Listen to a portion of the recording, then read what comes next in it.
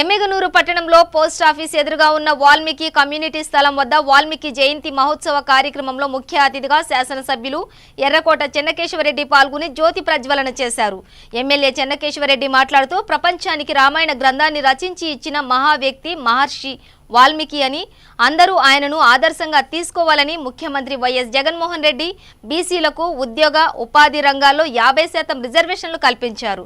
ఇప్పటికే నవరత్నాల్లో భాగంగా ప్రకటించిన గ్రామ సచివాలయ వ్యవస్థలో గ్రామ వాలంటీర్లుగా సచివాలయ ఉద్యోగులుగా అనేక మంది వాల్మీకి సామాజిక వర్గానికి చెందిన యువతకు ఉద్యోగాలు కల్పించారు అని తెలియజేశారు.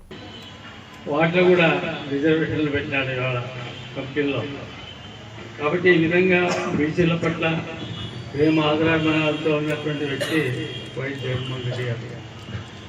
అందువల్లే ఇవాళ వాల్మీకి కులస్తులైన మా జయరాం గారు ఇది 2వ తూరి ఎమ్మెల్యేగా ఎన్నికైనప్పటికీ కూడా ఆయనకి మంచి పదవులు ఇవ్వడం జరిగింది. అదేవిధంగా బీసీ కులస్తులైన మన ప్రత్యేక గౌరవాలు ఇస్తూ ఆయన ఇవాళ పోతా ఉన్నాడు అధికారంలో. కాబట్టి బీసీ ప్రజలు గమనించాలి.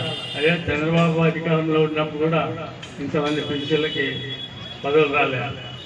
కాబట్టి మీరు గమనించి ఈ వైఎస్ జగన్ గారికి అండగా నిలబడాల్సిందిగా ప్రార్థిస్తూ ఈ అవకాశం ఇచ్చిన మీ అందరికీ నా ధన్యవాదాలు.